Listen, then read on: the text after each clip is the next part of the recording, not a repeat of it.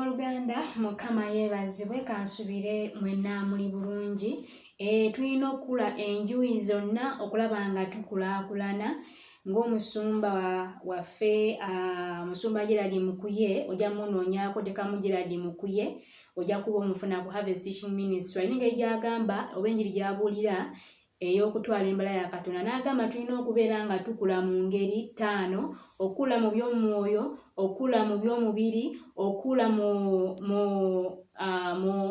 by'emikwano, okula mu byenfuna ate n'okukula mu magezi. Kitegeeza wali tuva kulanga bizinensi aye tujjeko eri Mukama Katonda tuliiseeko ku mwoyo gwaffe kubanga ekigambo kya Katonda bwe buki bwe bulamu. Omutwe gugambye nti okukuuma omutima gwange. Wengamba ogwange nawe ng'ogamba ogugwo oba okitegeera.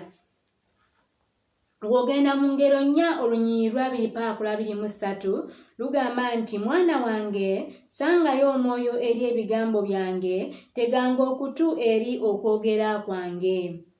21 Tebivanga ku maaso go, bikuumirenga wakati mu mutima gwo.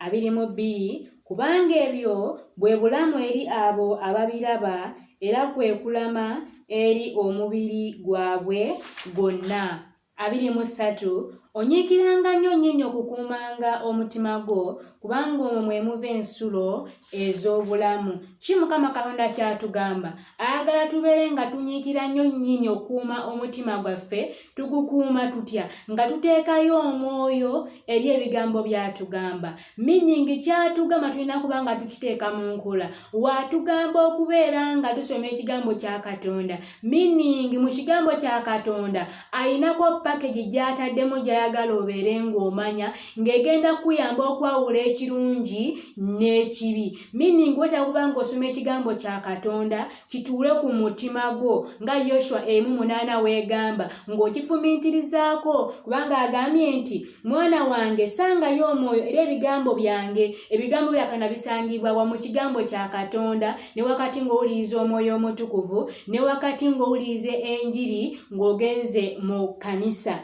Ntiteganga okutwa eri okwogera kwange. Tutegwa okutusobola okubeera nga tuwulira Mukama Katonda nga tuwa eddoboozi ly'omwoyo omutukuvu kyabeera akola ki? Kyabeera atugamba. Tebivanga ku maaso go, bikuumirenga wakati mu mutima gwo. Obiwandiika ku mutima gwo, meaning to put in action ekyo ky'obeera osomye. Bulamu Viki ge mannya ku nkumire Mukama.